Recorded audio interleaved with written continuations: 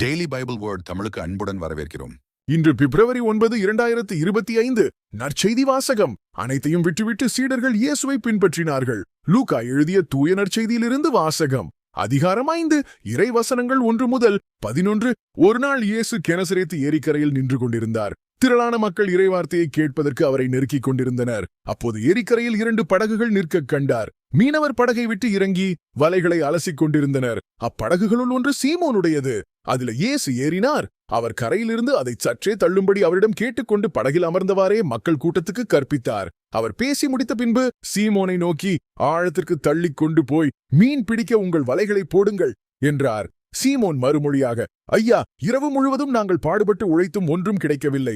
ஆயினும் உமது சொற்படியே வலைகளை போடுகிறேன் என்றார். அப்படியே அவர்கள் செய்து பெருந்திரளான மீன்களை பிடித்தார்கள். வலைகள் கிழியத் தொடங்கவே மற்ற படகிலிருந்த தங்கள் கூட்டாளிகளுக்கு சைகை காட்டி துணைக்கு வருமாறு அழைத்தார்கள்.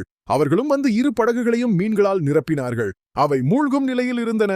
இதைக் கண்ட சீமோன் பேதுரு இயேசுவின் கால்களில் விழுந்து, ஆண்டவரே, நான் பாவி, நீர் என்னை விட்டு போய்விடும் என்றார். அவரும் அவரோடு இருந்த அனைவரும் மிகுதியான மீன்பாட்டைக் கண்டு திகைப்புற்றனர். சீமோனுடைய பங்காளிகளான செபதேயுவின் மக்கள் யாக்கோபும் யோவானும் அவ்வாறே திகைத்தார்கள். இயேசு சீமோனை நோக்கி, அஞ்சாதே, இது முதல் நீ மனிதரை பிடிப்பவன் ஆவாய் என்று சொன்னார்.